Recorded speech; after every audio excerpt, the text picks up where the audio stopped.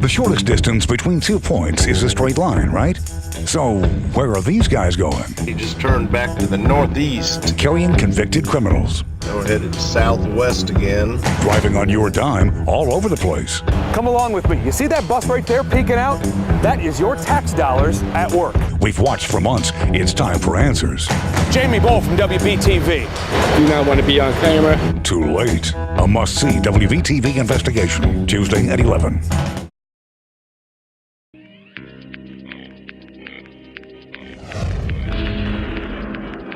Before most of us get up, before the sun comes up, a bus rattles to life at Albemarle Correctional. Just pulled out. It's 5:10 and the beginning of what will be a long day. Twice a week, inmates are transferred out.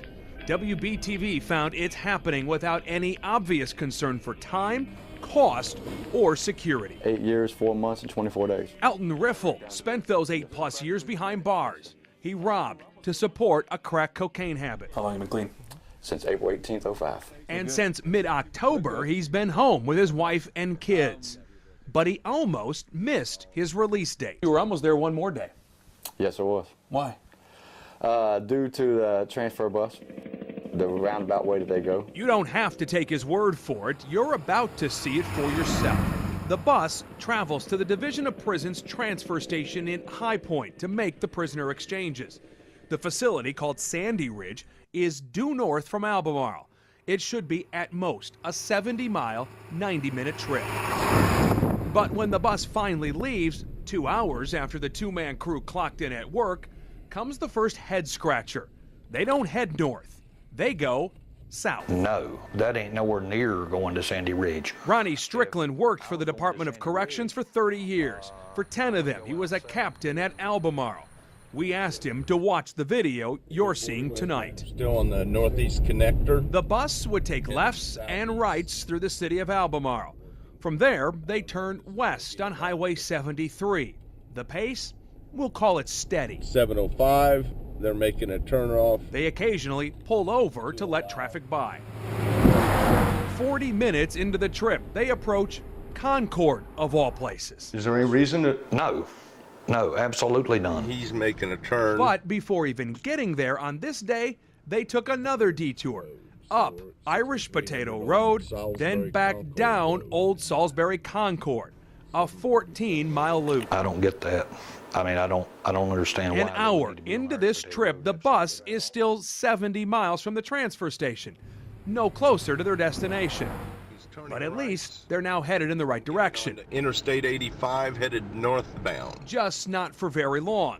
15 minutes later, they pull off. This is the 4th time we followed this crew, and this is the 4th time they've made this stop on Peeler Road.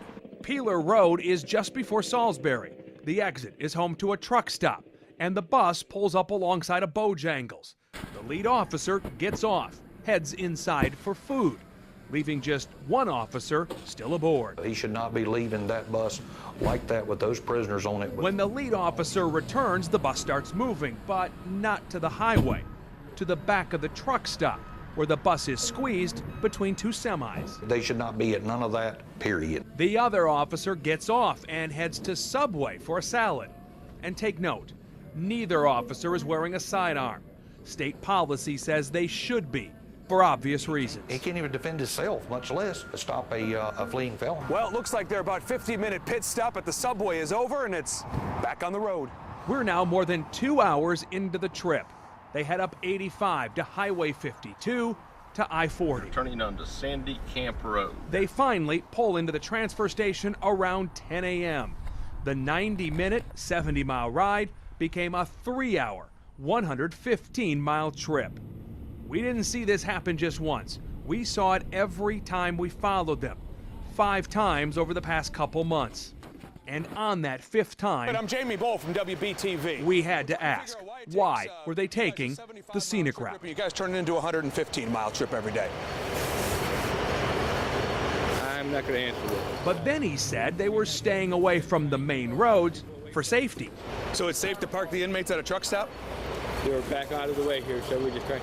I had to use the restroom. When I go to use the restroom, I go get something to eat. Are you following all the policies and the procedures? I am following what I'm told to do, sir. Are you racking up any overtime doing this trip every day? I am not answering any more questions, sir. So we went to the state's director of prisons in Raleigh. Well, obviously it's concerning. We showed George Solomon our video. We appreciate you sharing that with us. Since you brought this to our attention last week, we've initiated our internal investigation. WBTV has also obtained the daily travel logs for the Albemarle to Sandy Ridge run. So far in 2013, the records show the bus running that one route has racked up more than 4,500 extra miles. And over the past 2 years, each member of the two-man crew has run up more than $2,000 in overtime. By what you've seen, are we being good stewards of the taxpayer money? I will wait for the investigation and come back, sir. WBTV has asked for travel records from all the state's prisons. Do you know at this point how many others are taking this roundabout route that we saw? No, sir. Are you looking into that? Our investigation is statewide, sir. Elton Riffle says he knows what they'll find. So you've seen this before? Oh, yes, sir. It's not known how long the state's investigation into this will take or how much money has been wasted. In a follow-up written statement, Solomon told us, quote, "The department's priority is to keep the public safe. It strives to do that in as efficient a way as possible." Now, all this raises other questions. Who else knew this was going on, and why wasn't it stopped? We're still working on that part of the story.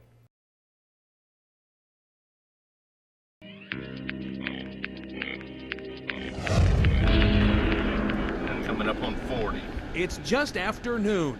The beige buses start rolling out of the Department of Public Safety's transfer station in High Point.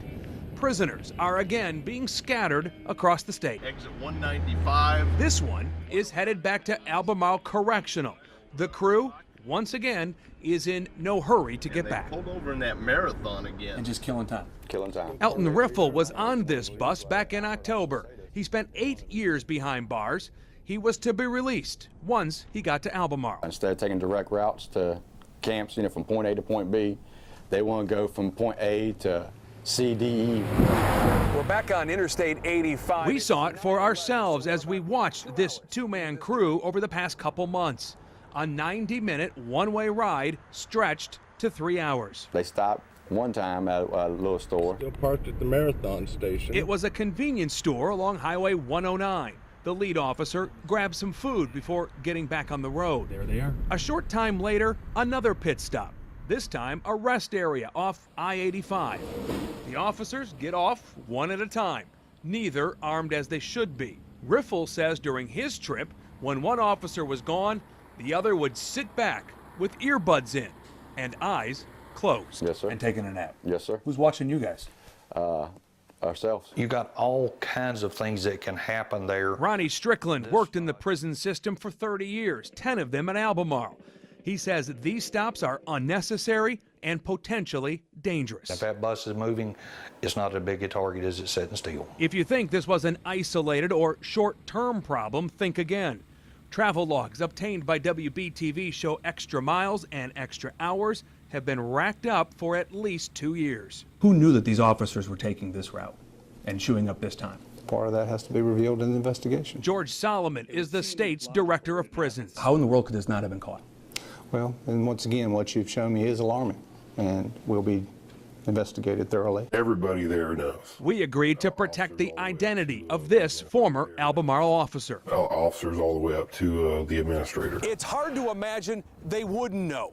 The daily travel logs are signed off on by a lieutenant, a supervisor, and the top man at the prison gets what's called a daily narrative. It outlines everything that has gone on at the prison that day. There is no ignorance to what's going on in your facility. You're responsible for that facility, and you have to know what's going on there. Just pulling out of the rest area here. WBTV has been told by multiple sources not only did management at the prison know what was going on, when it specifically comes to the return trip, the crew was told to stay away. You're saying they keep it out on purpose? Yes. Why? Because when the inmates come back in, they have to be processed. And processing inmates is time consuming. WBTV has been told the transfer bus stays away until daily road squads come back in. Those are the current inmates you see doing work along highways. The officers guarding them are needed to help check in the new inmates. The issue, though, road squads shouldn't come back until 3 p.m. But sources say on those days new inmates transfer in, road squads often shave off an hour of work. Work billed to the Department of Transportation. They don't have enough staff working in the facility to process the inmates. Robbing Peter to pay Paul. But if so many people knew, why didn't someone speak up sooner? Everybody's in fear, so you don't make waves. You keep your mouth shut. You do what you're told. The fear of reprisal is real because the fear of reprisal is elimination of state employment. You no longer have a job. We did ask for the records showing when the road squads left and returned to the prison to reconcile what has been billed to the Department of Transportation. We were told the information was not public record. The state cites security. A couple things we can tell you. The lead officer is on administrative placement pending the state's investigation. The other officer is on personal leave. Also, Albemarle Correctional is no longer handling the inmate transfer run. Another prison has taken over the responsibility.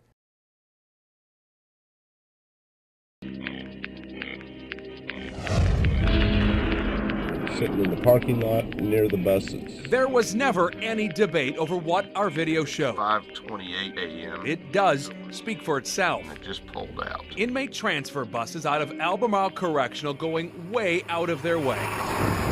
Drivers making pit stops at rest stops. There they are. Truck stops and fast food joints.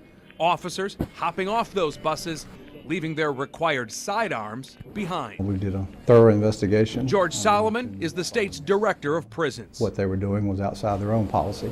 That much we already knew. Guards should be wearing guns. Routes should be as short as possible. Stops are only for emergencies. And they're pulling off into a marathon. We really wanted to know who else knew this was going on, why was it happening, and what's being done about it. Let's start with the first question.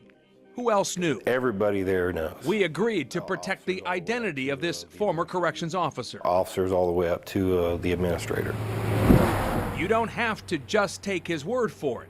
Our investigation showed you travel logs tracked the miles. Supervisors signed off on them. There was additional people at the facility that knew it was going on, or they should have known it was going on. So if people knew, why was it allowed to go on for years? We were told by multiple sources the drivers were told to take their time, at least on the way back to the prison. They needed to wait for road crew officers to return. Those were the ones guarding inmates picking up trash. They needed their help to process the new inmates. The bus drivers we followed told state investigators the same thing. Were they being told not to return earlier? No. They weren't? No.